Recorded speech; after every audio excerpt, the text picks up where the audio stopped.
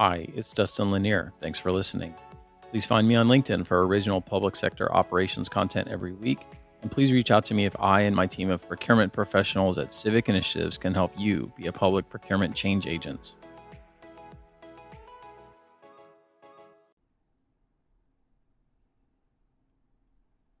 Well, thank you, everybody. And we are excited to be able to do some work with CAPPO. We have been a multi-year supporter of CAPPO, and we'll be out there at the in-person conference in Monterey in January 8 to 11. And, my group works with procurement shops around the country to help them with their projects. And we've had a chance to do some work for Stockton. And I've met City Manager Black a couple of times, and he's super dynamic. So, Harry, they gave a little bit of an intro. When I went to your LinkedIn to prepare for this, I was really shocked at stuff I still didn't know about your CFO experience and your procurement experience. So, maybe you can say hello to people in terms of them as procurement professionals and give us a little bit of a walk through how you came to your current role as city manager, and then I'll take you from there. Hey, thank you. Thank you, Dustin, and everyone else. It's a pleasure to participate in this webinar. Public contracting and procurement has been something that's always been near and dear to me, regardless of what other positions that I've held within local government.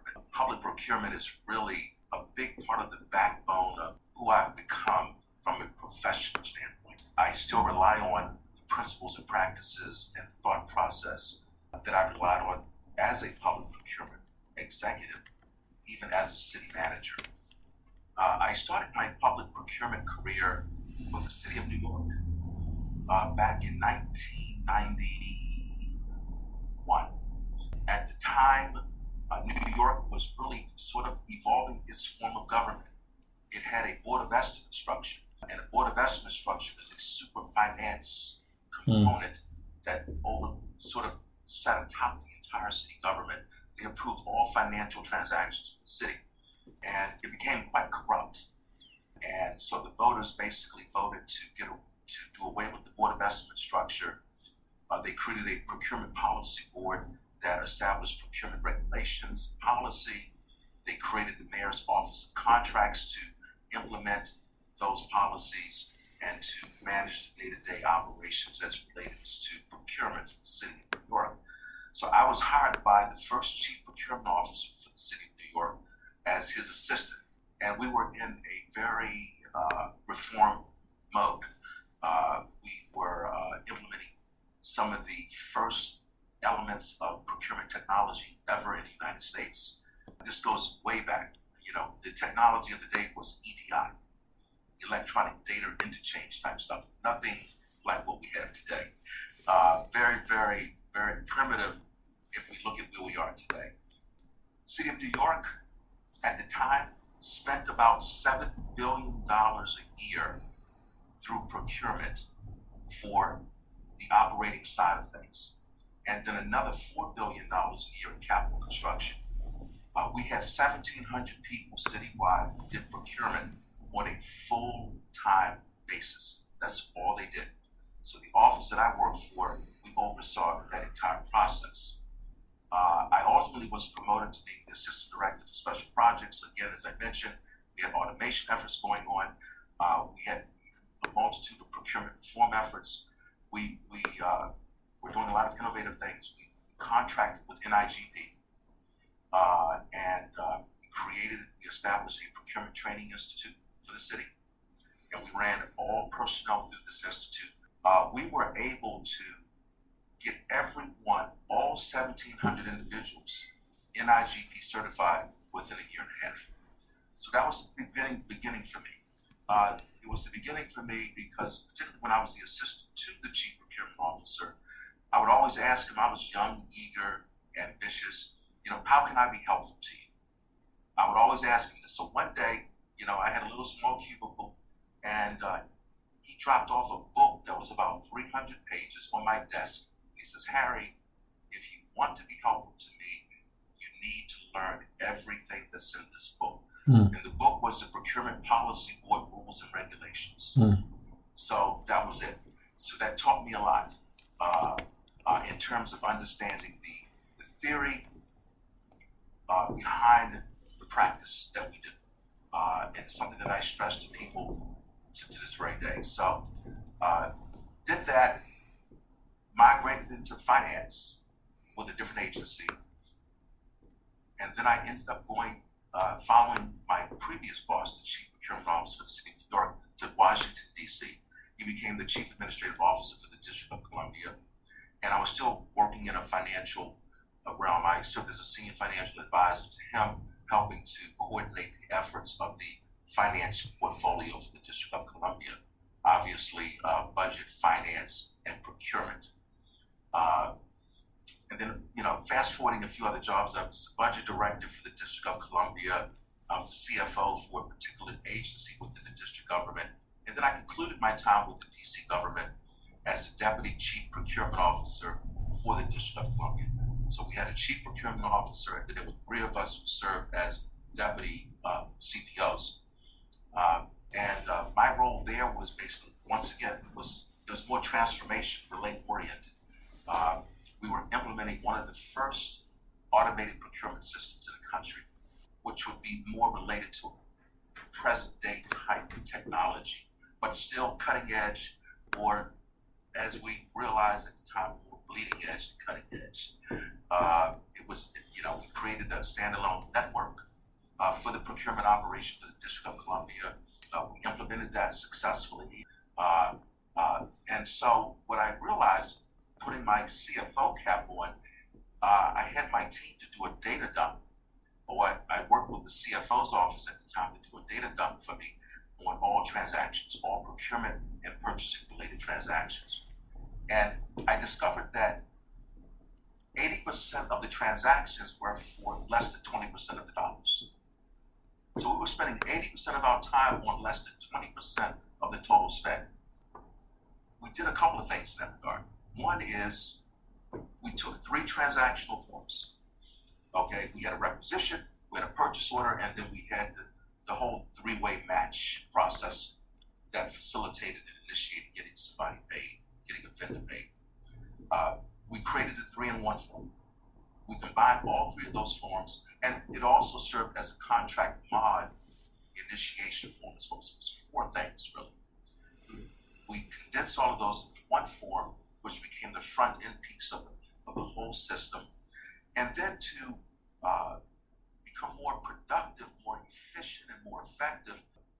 If you were doing electronic marketplaces then, you were way ahead of your time, Harry. But a lot of people still haven't gotten that kind of locked down. And I want to start pulling you towards the West Coast now. How did you translate that into a city manager role? And then, talk about how you came into the city manager role. And then let's get into kind of what people maybe can't hear from anybody but you, which is the connection of that to that past, that public procurement past. So how did you end up becoming a city manager in the 11th biggest city in California? Yeah. Well, I've always wanted to be a city manager, but I gave up one prospect because it hadn't happened. It was taking too long. And so I said, maybe it's just intended for me to be the CFO. And I just settled in. And so I was the CFO for the city of Baltimore, very big city, overseeing a $3.4 billion budget. We had 15,000 employees that made up the city government. Being a CFO for the city of Baltimore is a big deal. You're like a super department head. Mm-hmm. You're involved in everything. I spend more time with the mayor than anybody. Mm-hmm. Obviously because it's about the money. And then I got a call from the firm that placed me in Baltimore. They called me, reached out about the city manager position in Cincinnati.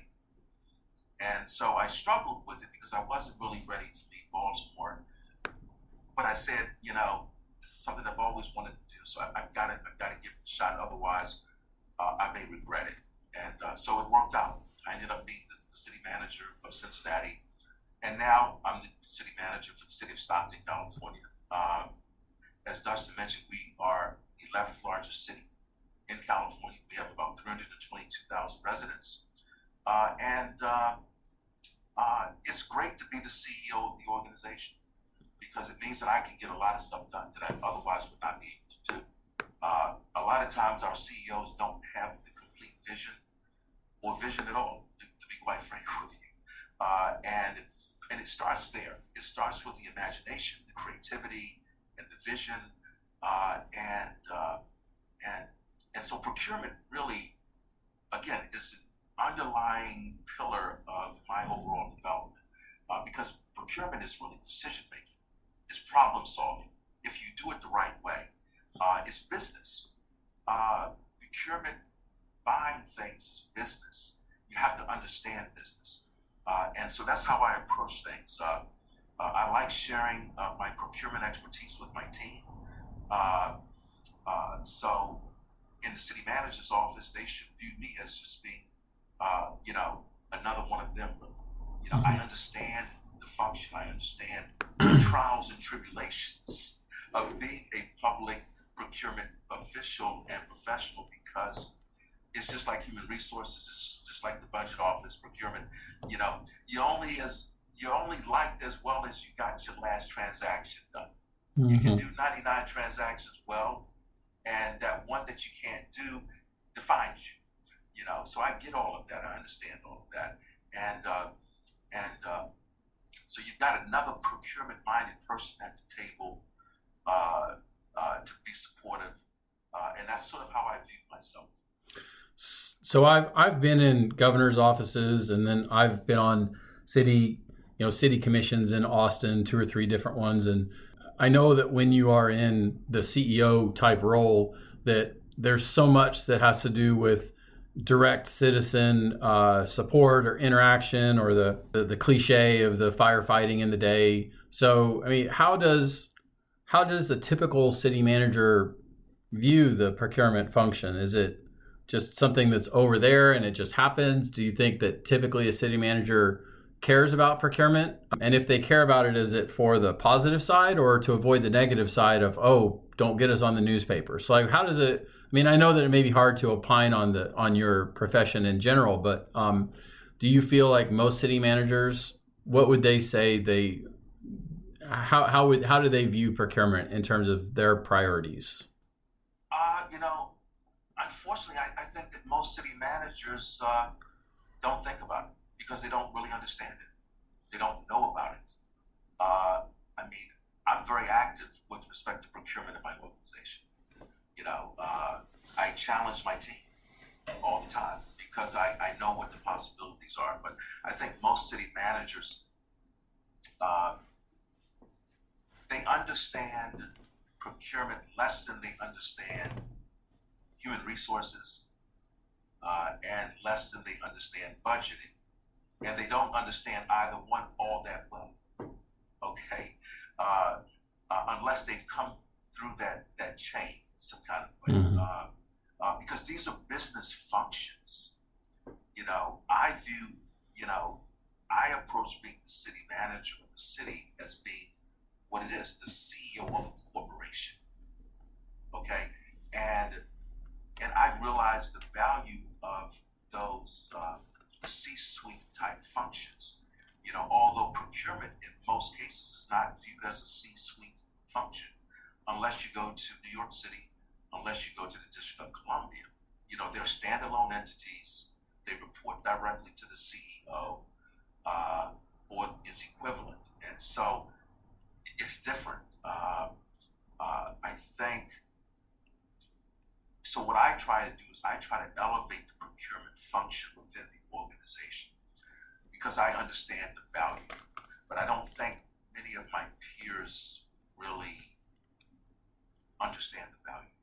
Well, let's role play then. So let's say you're in a situation where maybe it's not that there's not interest, but compared to other priorities, and maybe it feels backlined. So how does somebody who's in procurement raise the opportunity for procurement to be seen as a strategic asset? And I guess that within that, I'll say that we've done lots of assessments around the country of procurement organizations, and I've never been in an organization that wasn't busy. I've been in a lot of them that weren't strategic because maybe they hadn't had leadership that helped them set it up in a way where they could actually deliver some of the strategic value, and then they get stuck in a lot of the microtransactions, and they're always kind of behind the ball.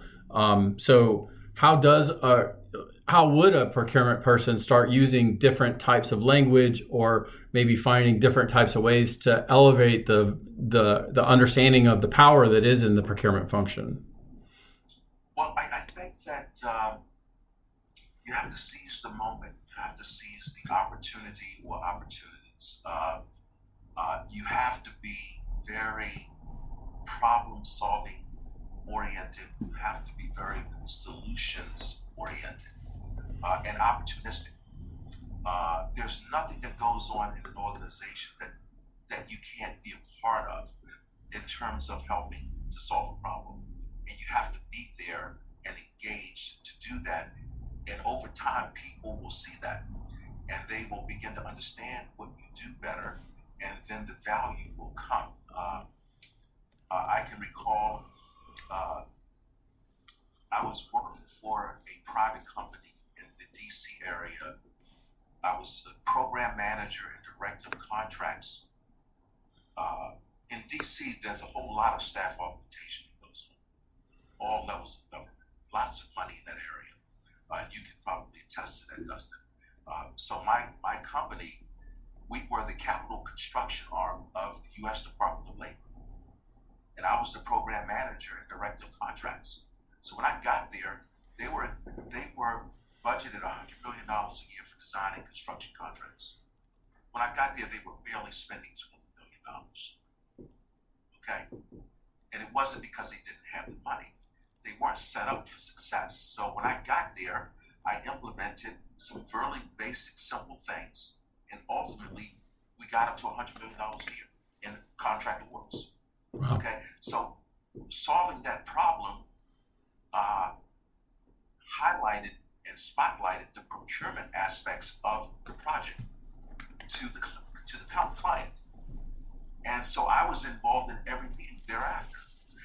We were co-located with another contractor, physically co-located. I was a program manager for all the back office stuff, budget, contracts, IT, asset management, real estate.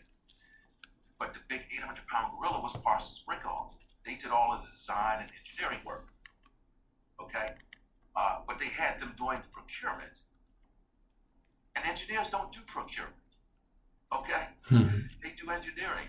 And so I come in as a program manager on the other side of the project, and I uplifted our side to the point where the client only wanted to deal with us. But I came up with a solution. You see, so I think that where we can in procurement in our organizations, figure out a way, okay, there's a problem over here, or there's an opportunity over here. What can we do to fill the gap and elevate ourselves, and therefore elevating our value with respect to the organization?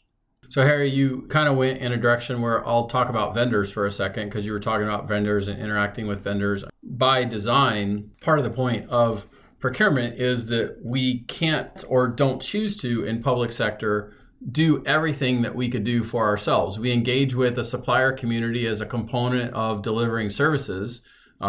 We don't choose to have our own fields where we grow our own beets and radishes. We purchase that from somebody who has a grocery store. So our supplier network is very important for our success. And of course, we've had some opportunity to work for Stockton, help you guys on some of our solicitation extension support and the rest. So, outside of us, of course, you guys have hundreds and potentially thousands of suppliers. So how do you view the importance of building a positive copacetic relationship with the vendor community as a component of your ability to deliver as a city manager for the people that you're serving? Yeah, great question. It's a really good question, Dustin. And it's something that I don't think we contemplate often enough. We just don't. In government, we don't really take care of our vendors. In government, we don't appreciate our vendors. We don't respect our vendors. We take our vendors for granted. And that's a mistake. Our vendors are partners. They're helping us to be successful.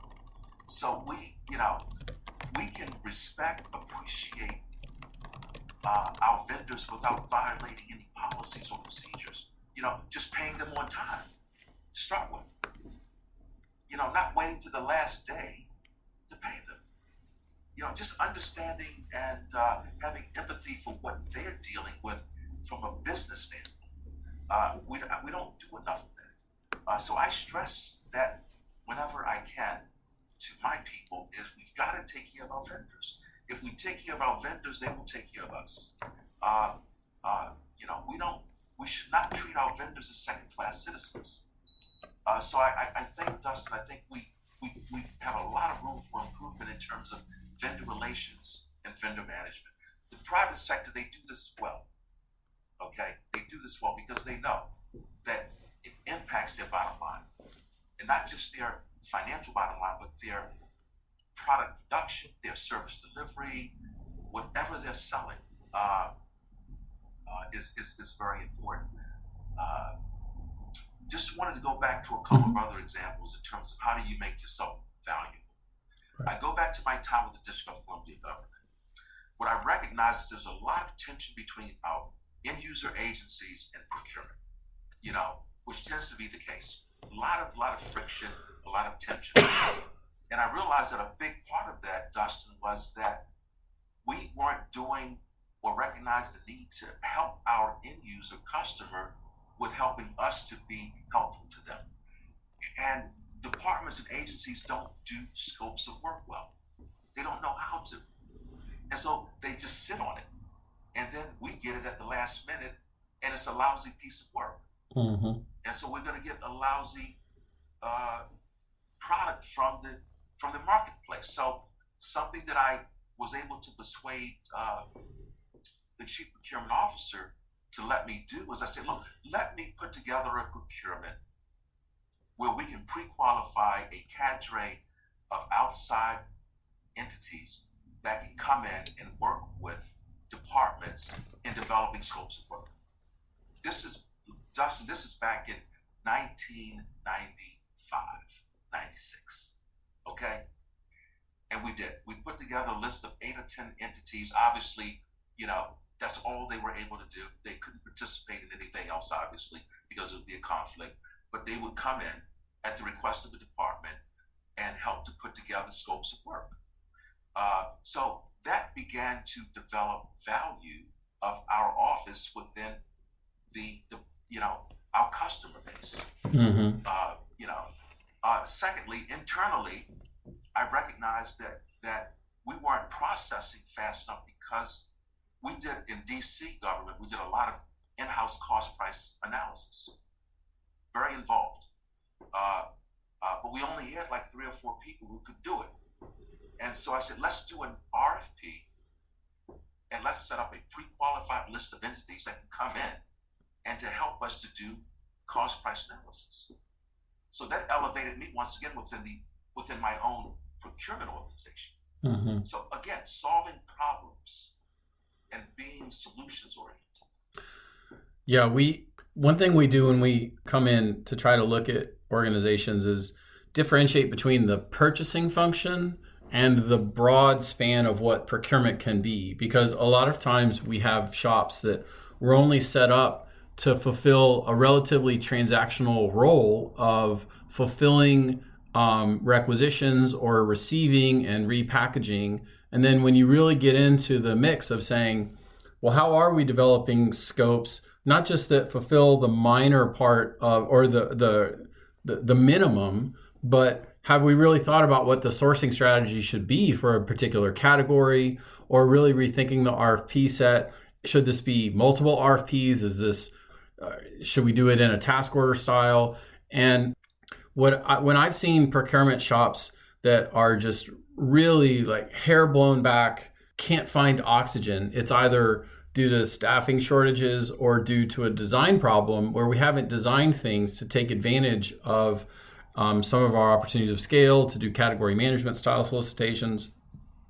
And then it becomes hard to ever get over the top because just the raw mass of micro transactions that are coming across that can't be fulfilled with the amount of staff that you have.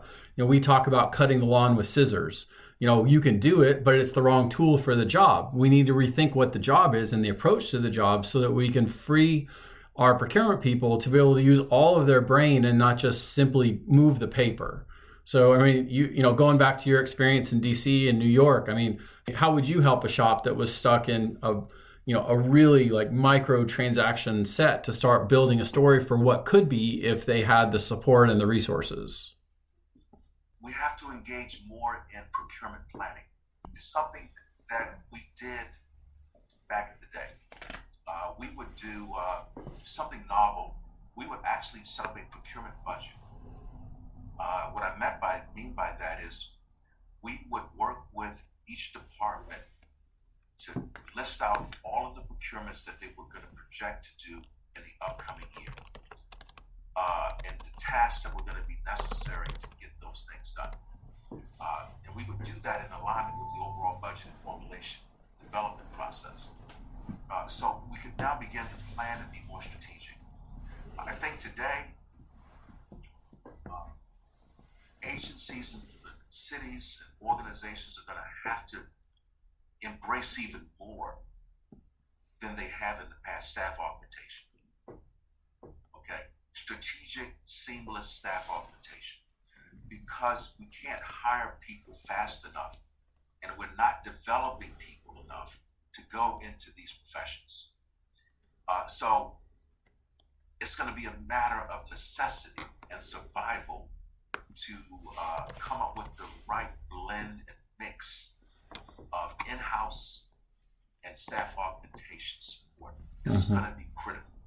And to the point where you won't be able to differentiate between the in-house person and the contract person. So I think we're going to need to do a whole lot more there. I'm trying to get my organization more comfortable with that. I don't think we do enough staff augmentation. Here's a city manager saying, go out and do staff aug. And I'm having to yell it out when it should be the opposite. We're doing a lot of that kind of work right now. I'm calling it procurement as a service. Just specifically in procurement, we are doing that. We have several entities in California we're doing that for. And I've been in business for 12 years. I've only seen the appetite and the willingness to admit that need in procurement in the last year and a half. And that's a combo of ARPA, allowing some of the funds to be used for consulting purposes. And, I think there were a lot of retirements that got delayed because of COVID. A lot of people who maybe would have left 2 years ago are kind of like, well, guys, I've got a garden to tend to. And so, you're seeing some of those retirements actually come, as well as the shortfall of folks. And I would say, in my experience, where we're doing that in places, there's a lot of initial pride, right? Because procurement has always been expected to shoulder an impossible burden. I don't understand how we got into that mix, but the amount of things that were shouldered by one individual person was dramatic. And so I do think there can be a conversation. You were talking generally in the city, and I agree, specifically in procurement, that procurement, we should understand what kind of work can be turned based on the staff that we have at quality without burning out those people, because if they left, that'd be a whole other risk. And then therefore, if there's X amount of work beyond what we can do with the staff we've chosen to put at the function, how do we manage that just from a pure HR perspective? Dustin, a little known fact, which is a scary fact, more than 60% of all public sector employees, federal, state, local, are either retirement eligible, which means they can go to HR right now and put their papers in, or they're near retirement eligible, which means that within the next 2 to 3 years, they can go. Okay, so we are at the precipice of a crisis. And so it's not just procurement, it's across the board, as you said. So we're going to have to embrace that staff augmentation a lot more in order to deal with what's coming. I'm seeing it every day, and I'm seeing the need to really think about it from a sustainability perspective and a variety of competency perspective. We had a couple of questions from one person in chat. I'll try to see if I can synthesize it. What can a city manager do to make sure that the city manager understands their roles and how to resolve problems? I think we sort of hit that one. Kim, if we didn't, then please. I think we did like 5 minutes ago. There was a second one that was interesting, which was, how should a procurement manager maintain a healthy relationship with a city manager that wants to select the vendors and contractors? I've always said that, procurement has to be able to say to leadership that let me protect you, right? Let me be the baffle to consume that kind of energy, because that's how we get procurement to be bombed back into the Stone Age, is to have one really bad crisis that would set back the ability to execute then for 20 years, because we'd have new governance because of it. So how do you help maintain this role of the procurement manager with a CEO who wants to get some things done? Like, what is the language? I mean, it's the language that public procurement professionals, HR professionals, and budget professionals in government have to deal with every day. It's a dance. You have a professional fiduciary responsibility to your city that you must adhere to, but at the same time, you've got to do this dance with certain individuals. It could be an elected official, it could be someone above you, and I think what you laid out, Dustin, is really the approach, and that is, you've got to be a good communicator to be able to tell someone you can't do this, or this is not the right thing to do, without telling them that this is not the right thing to do, or whatever the case might be. You're finessing your communications to get through another day, and it's just no way around it. I mean, I do that all the time as city manager, particularly with my elected officials, developers, all the time, because people want what they want. But what's important about that is you have to be very knowledgeable about what you do. Okay, the more you know about what you do, the more effective and successful you're going to be in your communications. Okay, you got to know a lot in order to be able to articulate a rationale. Okay, and more often than not, it will work, but you've got to be on top of your business. You've got to know everything about it, and to be, number one, to be confident and to be comfortable, and then you can be that much more an effective communicator. So let's take two others from chat, and that'll probably put us right up towards the time. And Sylvester asks, how do you create a teaching and partnership environment with procurement and departments?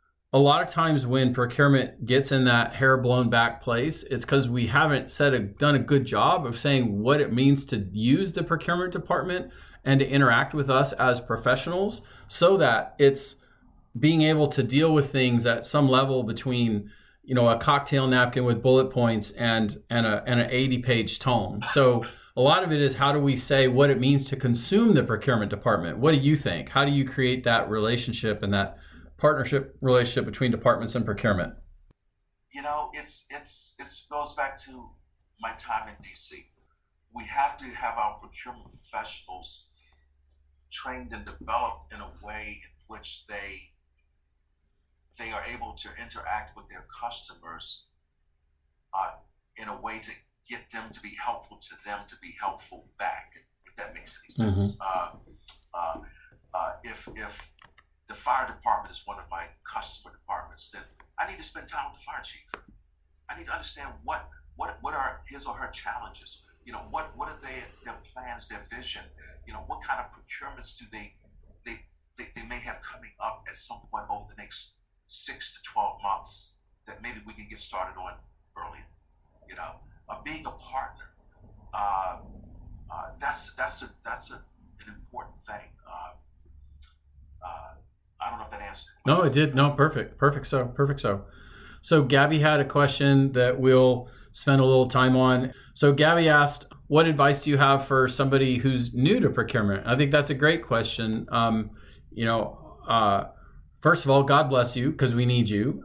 Second of all, make sure that you get opportunities to be exposed to different kinds of things through things like CAPPO and NIGP and some of the rest of the forums, because the more that you expand your personal exposure to items, the better that you are. And really understand that when I say that purchasing is inside of procurement, if you're in a job where you're doing purchasing, which is just pure grind it out, go get some paper, go get 3 phone call bids for air filters, find opportunities to say, I want more. I want to be able to impact my community and do things. So how can I grow to that? What do I need to grow to that? That's one of the things I try to consistently talk about when I'm talking to young people, is really lean into this, because there's a huge career in here for you. Harry, what do you think? What is your advice to young people who are kind of coming in, like how they can grow and how what kind of career is waiting for them in this kind of a job? Absolutely. One of the first things that I would say is obviously look a lot, listen a lot, and study. Study the history of public procurement.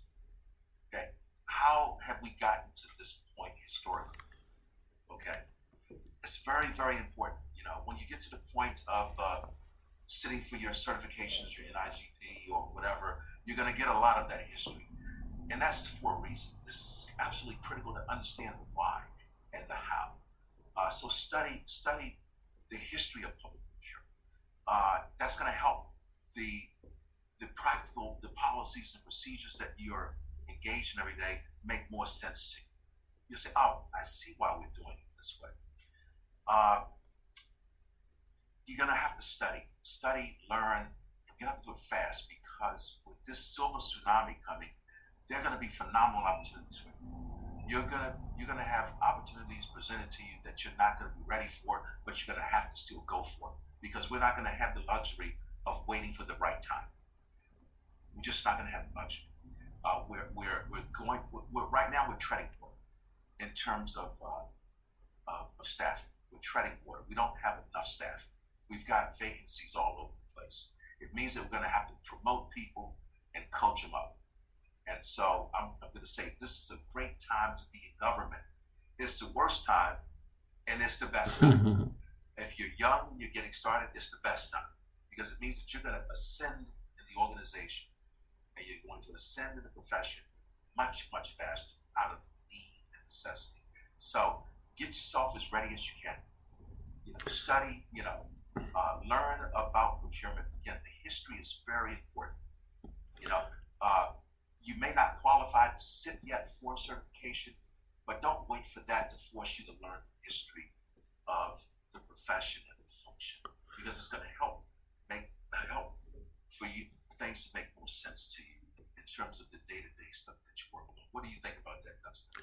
Absolutely. And we had a late breaking question, which we still have time for. Of course, Brianna's question could be a whole hour. But I will seek to consolidate it, and we can answer it and then invite Jennifer into the conversation. So Brianna says, there was discussion in some of the things about it, like CPBB on strategic planning and market research. How do you put it in practice and gain experience with harnessing data to make efficient choices when you're already faced with like 2 plates full of procurement?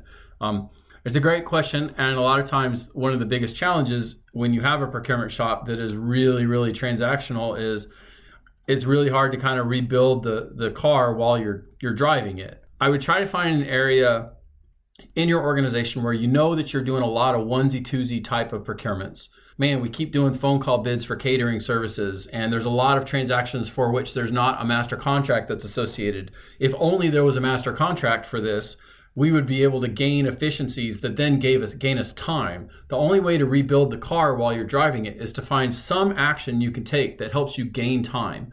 So don't just do data analysis just for the sake of data analysis, unless you have like a large staff and a commitment to it.